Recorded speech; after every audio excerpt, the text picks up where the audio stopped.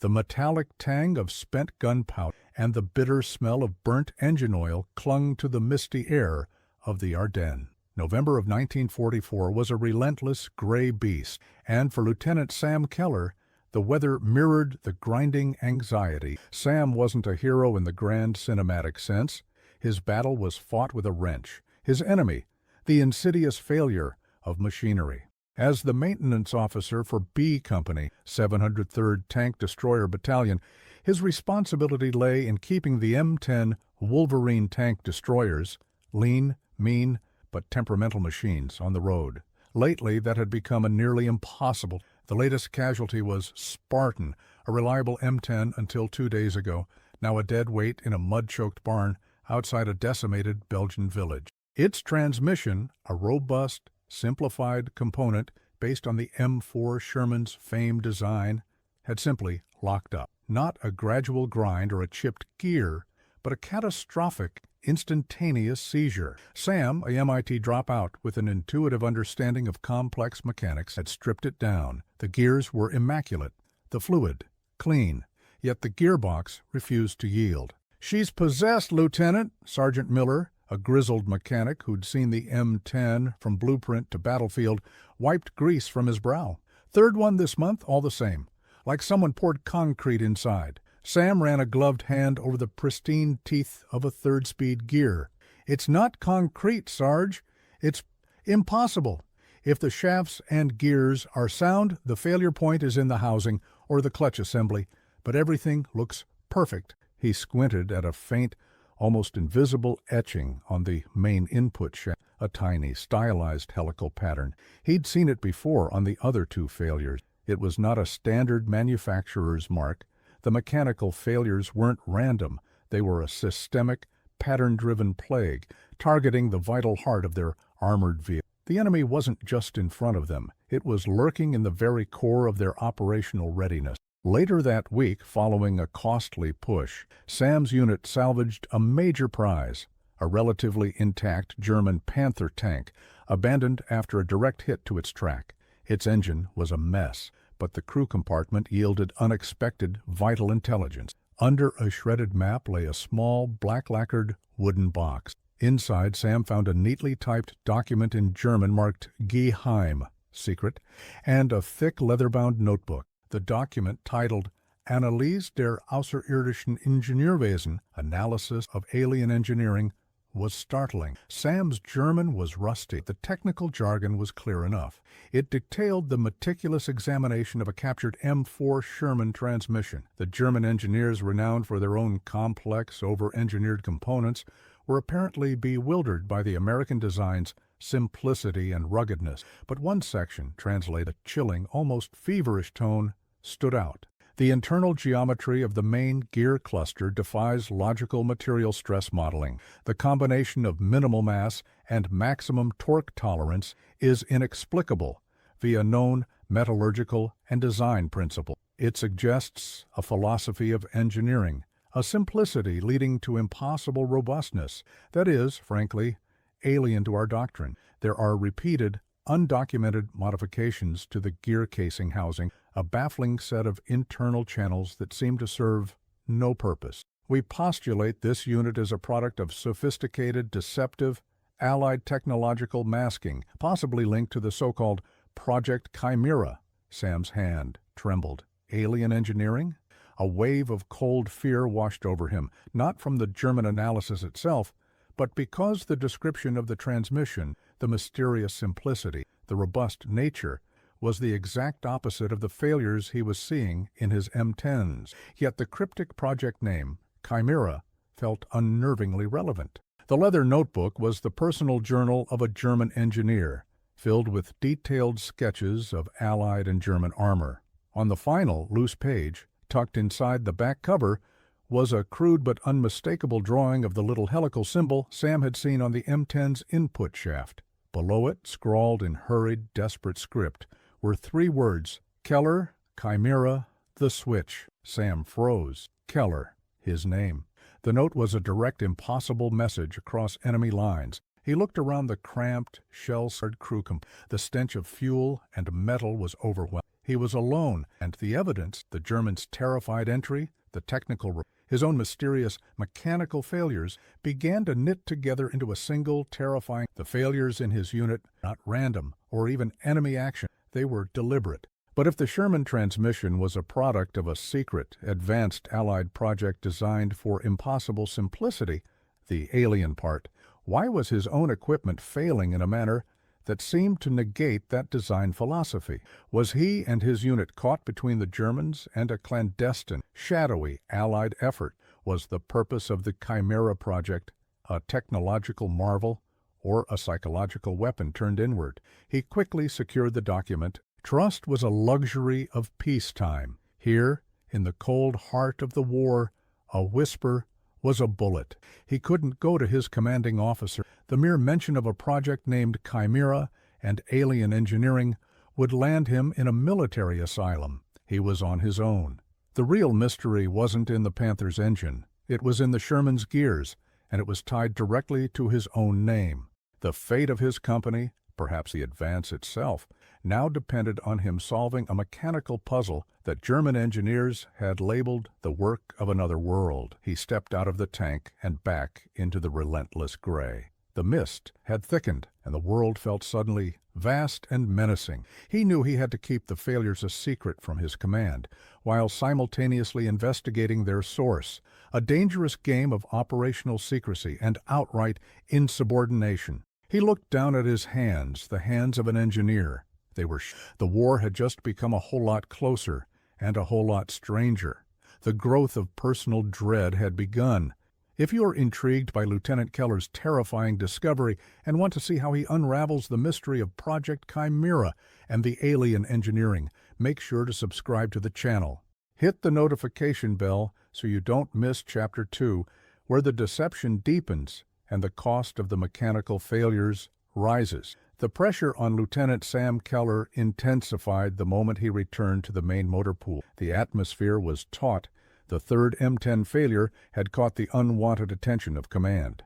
Major Hayes, a career officer with a perpetually strained expression, was waiting for him. "Keller, the failure rate of our M10 powertrains is unacceptable. We're losing mobility, and in this terrain, that's life and sharp. I've filed the official reports. Sabotage, unconfirmed enemy action, but I need a definitive mechanical cause. What did you find on Spartan?" Sam, his heart hammering against his ribs, had rehearsed his answer. Lying to a superior officer was a serious offense, but revealing the captured German document, the talk of alien engineering, and the direct personal threat in the notebook was unthinkable. He had to sustain the illusion of external threat while hunting the internal one. "Major? The failures are localized to the input shaft assembly and the immediate casing structure," Sam explained, adopting a clinical, frustrated tone. "The metallurgy is sound, but the entire unit seizes. It's too clean to be a material fault. The enemy action report is plausible. A highly specialized, microscopic stress agent applied at some maintenance depot, designed for delayed, irreversible failure." Hayes looked skeptical, but conceded the difficulty. "Keep looking, Lieutenant, and keep your mouth shut about anything that sounds like a German propaganda piece. We've got bigger tanks to fry." The exchange solidified Sam's position. He was now a lone double agent, ostensibly hunting for a phantom German saboteur while actually trying to identify the source of the Chimera project within the U.S. supply chain. He spent the next 48 hours hunched over blueprints in his tent. The smell of canvas and diesel fuel thick in the air. He laid out every technical manual for the M4 and M10 powertrain he could get his hands on. Sam's MIT-trained eye finally caught it, a subtle, impossible difference between the field diagrams and a newly delivered replacement transmission. The standard M10 blueprint showed a simple, robust 5-speed gear cluster and a clear, direct oil flow system. However, the transmission units he had been failing, including the broken ones, and the newest replacement, had an undocumented change. Using a high-powered lens borrowed from the signals officer, Sam examined the new unit's casing, tracing the internal, hidden channels mentioned in the German report. Incredibly fine, running like invisible veins through the cast iron. They didn't seem to connect to the main oil pump. Suddenly, the German reports claim a baffling set of internal channels that seemed to serve no purpose clicked. They did serve a purpose, but not for lubrication. They were for deception. Sam realized the truth. The alien engineering wasn't the transmission itself, but a technologically advanced system of self-regulating stress points designed to create a catastrophic failure on demand. The complexity wasn't in the gears, but in the sabotage mechanism designed to look like a gear failure. The Project Chimera wasn't about making a better tank. It was about making a technologically untraceable. He ran a small, chemically treated swab, meant for cleaning gun breeches, inside one of the channels on the failed Spartan unit. The swab turned a faint, pale blue. He cross-referenced the color with a field chemistry set designed to identify enemy explosives. The result wasn't explosive. It was a high-grade, microviscosity polymer, a type of advanced, non-standard synthetic lubricant that, when mixed with the standard military oil, would instantly gel, creating the concrete that Miller had mentioned, but only when triggered by a specific, subtle vibration or temperature change. The transmission units in his battalion weren't simply failing, they were being activated to fail. The key to the mystery lay in the delivery of these activated transmission units. Sam tracked the serial numbers back to their original supply convoy, a recent delivery of replacement parts from a logistics hub near Paris. He realized the switch the German engineer had scribbled about wasn't a physical object, but the moment the genuine, robust transmissions were secretly swapped for the engineered-to-fail Chimera units. But who was Keller? The German's note had his name. Was he being framed? Or was his name a reference to the original engineer of the Chimera project, a genius whose creation had been weaponized? A flicker of light caught Sam's eye on the last page of the German's notebook. Under the helical symbol, his name, the German had drawn a small, almost hidden map. It was a crude sketch of the Paris logistics hub and a specific unmarked warehouse. Sam knew he couldn't wait for official channels. The next wave of failures could cost his company dearly. He had to intercept the source of the switch before the replacement parts were distributed to other units. He needed to go to the Paris depot, find the warehouse, and identify the man or the unit behind Project Chimera.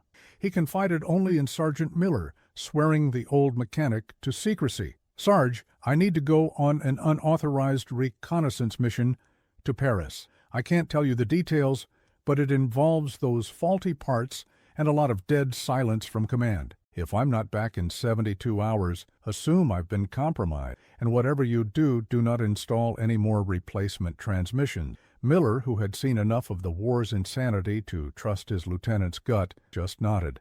"Understood, Lieutenant. You go find out who's screwing with our gears, and you bring back the knowledge." Sam packed light. A sidearm, his engineering tools, the German documents, and a desperate, burning need for the truth. He looked at the endless the low ceiling of the war pressing down on him. The fear was still there, but now it was overshadowed by a cold, purposeful resolve. He was no longer a maintenance man. He was an investigator, chasing a ghost of alien technology and human descent into the heart of a city where every shadow could hide an answer or a bullet. Sam's journey to the Paris logistics was a tense, solitary blur. He hitched a ride with a returning transport column, his uniform and forged travel doc barely sufficient to deflect suspicious MP. The atmosphere in liberated Paris was a confusing mix of joyous relief and lingering occupation. He felt profoundly alone, an engineer out of his depth in a world of spies and secret agendas. The logistics depot, situated in a sprawling, fenced-off industrial park outside the city, was a chaotic of trucks, trains, and endless. Using the German's crude map, Sam found the unmarked warehouse nestled between a legitimate ammunition dump and a large motor pool. It was too quiet, too clean, no external markings, just a high, barred gate and a single armed guard pacing the perimeter. Sam had to get inside unnoticed. He used his knowledge of the depot's routine, sneaking in during the early morning shift change, disguised in a greasy fatigue jacket borrowed from a friendly truck driver. He moved through the maze of stacked crates like a phantom, the fear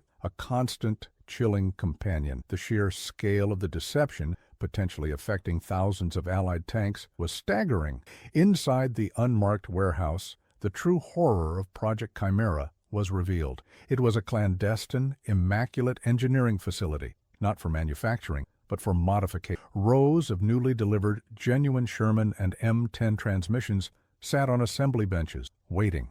And then Sam saw the engineers. They were U.S. Army Corps personnel, but they worked with the clinical, silent precision of specialists. They wore no unit insignia, only a small silver pin shaped like the helical mark Sam had seen on the broken shafts. They weren't building the transmissions. They were installing the self-destruct mechanism. On a central workbench, under a powerful light, was a schematic labeled Project Chimera, Phase 2, Stress and Control Matrix. Sam realized the German engineers hadn't been entirely wrong. The original Sherman transmission was a masterpiece of simplicity, the ultimate goal of good engineering. Project Chimera was a highly classified psychological warfare operette twisted that brilliant. The operation was designed to deceive German intelligence. The purpose was to let the Germans capture and analyze a Sherman with the alien modifications, the hidden channels for the polymer gel, and conclude that American engineering was so far advanced it was capable of building self-regulating, indestructible components, the ultimate psychological advantage. The real intended use of the gear cluster was to sow dread and technological confusion into the enemy high command. But the Germans hadn't called the transmission alien because it was indestructible. They had called it alien because of the sheer simplicity of the design paired with the advanced, unnecessary and baffling internal channels. The Germans had in fact discovered the deception mechanism, but interpreted it as an example of superior Allied technology exactly as intended.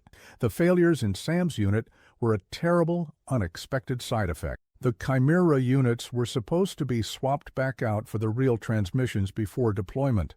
The switch was the moment of replacement, but someone had either gotten lazy, been compromised, or was deliberately keeping the faulty, activated units in the supply chain. Sam was interrupted by a stern voice from the shadows. "I wondered how long it would take an actual engineer to find us, Lieutenant Keller."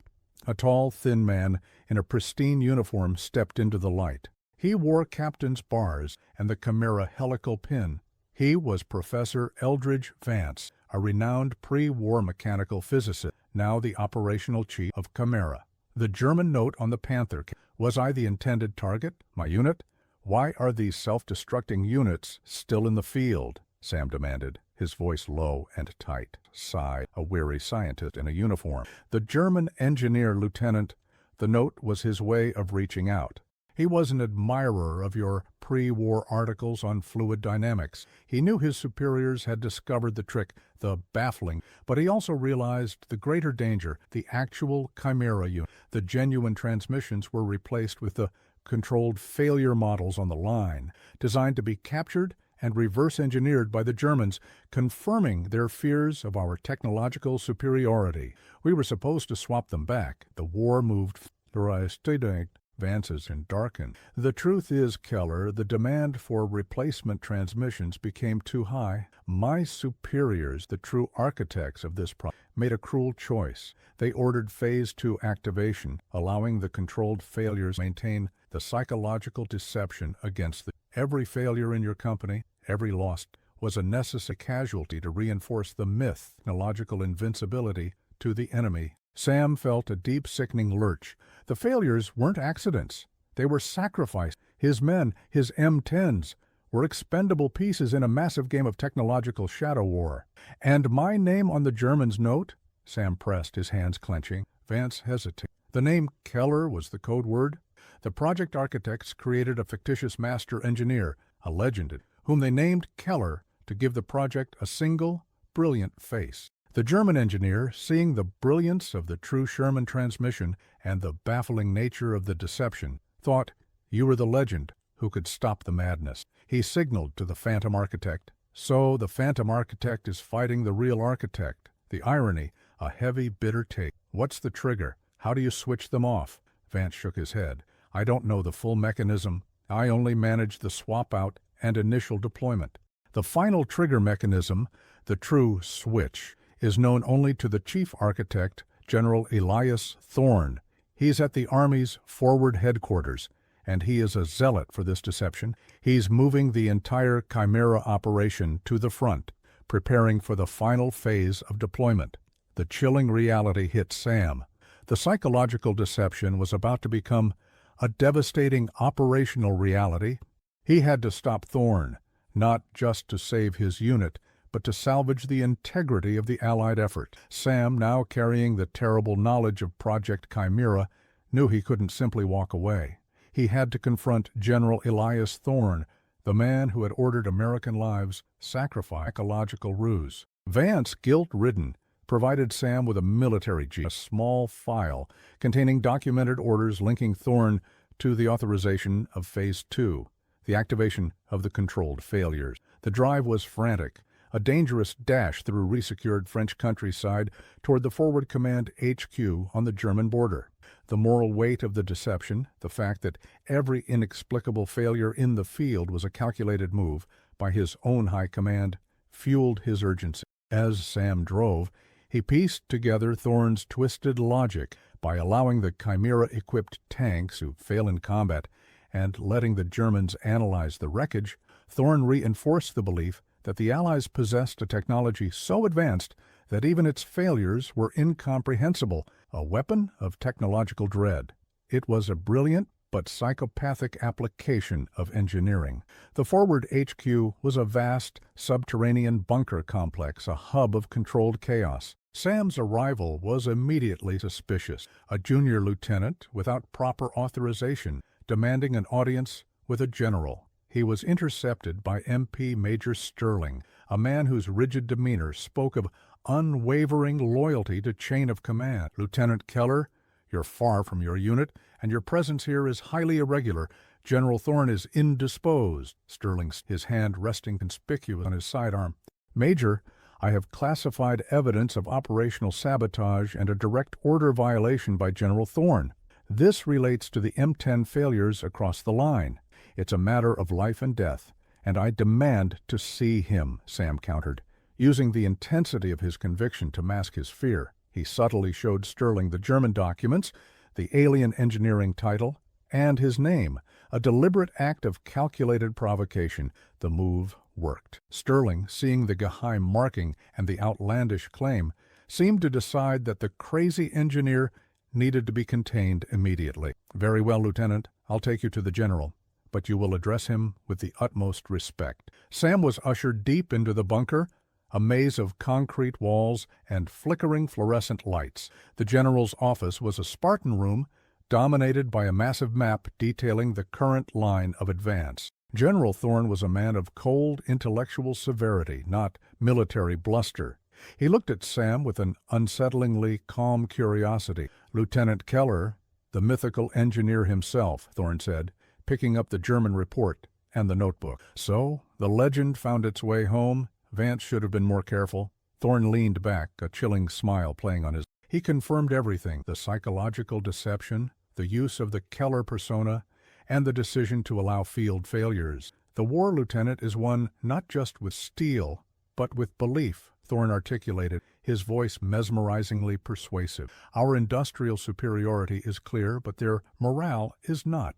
By making them believe our technology is alien, that our simplest tank has an element they cannot comprehend, we sow paralyzing strategic doubt. We have already confirmed that their high command has diverted resources to analyze these alien wrecks. Every one of your lost M10s saves a dozen American lives down the line.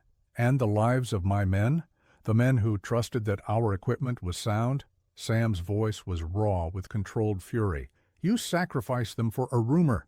A necessary sacrifice for a strategic objective," standing up and walking "But you've only understood half the deception, Lieutenant. The Chimera's true power is only now being activated. My ultimate goal is not just technological dread, but operational paralysis." Thorne pointed to the map, tracing a line of Allied advance. "The final stage of Chimera is about to begin. We are preparing to install a specialized batch of these modified transmissions, the Omega batch, into newly arriving Sherman units destined for a highly critical advance. This batch, Lieutenant, is designed to fail catastrophically, not based on temperature, but on radio frequency. When a specific signal is transmitted from my headquarters, a highly localized, synchronized mechanical failure will occur, crippling the Allied thrust for a few critical hours. This temporary operational glitch will serve as the final, absolute proof to the German High Command that we possess a mysterious, self-sabotaging, technologically unmanageable system, a final absolute victory in the psychological war. Sam stared, horrified. You're planning to stop our own advance? To risk the lives of thousands of men just to reinforce a lie to the enemy? It is a lie, Lieutenant, that will save the most lives overall, Thorne stated calmly. And you, Lieutenant Keller, have a simple choice. Join the legend and use your engineering insight to refine the Omega frequency or disappear quietly before I activate the mechanism. The moment was agonizing. Sam, the quiet engineer, was facing the true, terrifying nature of psychological warfare. His personal growth, his moral compass, was being pushed to its breaking point. He had to stop Thorne, but the transmission's trigger, the Omega frequency, was still a secret. Sam had to buy time. He feigned acceptance, the gravity of the moral dilemma in his face. General, I'll assist, but I need to understand the mechanism of the Omega trigger. The frequency alone won't create a localized failure. There must be an internal receiver and a micro-relay for the polymer. Thorne, convinced of his own genius and Sam's forced capitulation, led him to a small, shielded lab adjacent to his office. There on a table sat the Omega transmitter, a highly specialized portable radio unit, and a dissected Omega transmission. Thorne explained the mechanism with detached pride. The Omega transmissions contained a minute quartz crystal relay tuned to a single proprietary silent frequency, SF. When the SF broadcast was received, the crystal resonated, activating the micro-relay, which, in turn, released the final stabilizing chemical compound into the polymer gel reservoir, causing the instantaneous seizure. It's genius, Luke. The crystal relay is simple, robust, and virtually untraceable. I alone possess the activation gesture to a small silver-plated key hanging on a hook near the train. Sam knew this was his only chance. He had to disable the Omega transmitter and then destroy Thorne's entire operation. Sam's heart pounded, but his hands, the hands of an engineer, were steady. He quickly moved to the Omega transmission, ostensibly examining the micro-relay. General, the crystal's resonance could be unstable. Let me check the grounding, he murmured, pulling out a standard-issue soldier's pipe. With a speed born of desperation and mechanical intuition, Sam didn't adjust the grounding. Instead, he used the knife's small, hardened pick to subtly damage the Omega transmitter's main antenna connection, making the broadcast signal erratic and unstable. Crucially, he did not disable it completely. He then pocketed the damaged piece, the physical key to the deception. It's sound, General. Just a slight static issue. Should work, Sam confirmed. Thorne, now impatient, turned back to his desk. Good. Now, you will remain here under guard until the Omega activation is complete. Major Sterling, ensure Lieutenant Keller is secured. As Sterling moved to grab him, Sam made his move. He didn't try to fight. Instead, he grabbed the silver-plated key off the hook, sprinting towards the main power junction box, supplying the entire lab. "The key to the Chimera, General!" Sam yelled, holding it up. Thorne roared in anger. "Stop him!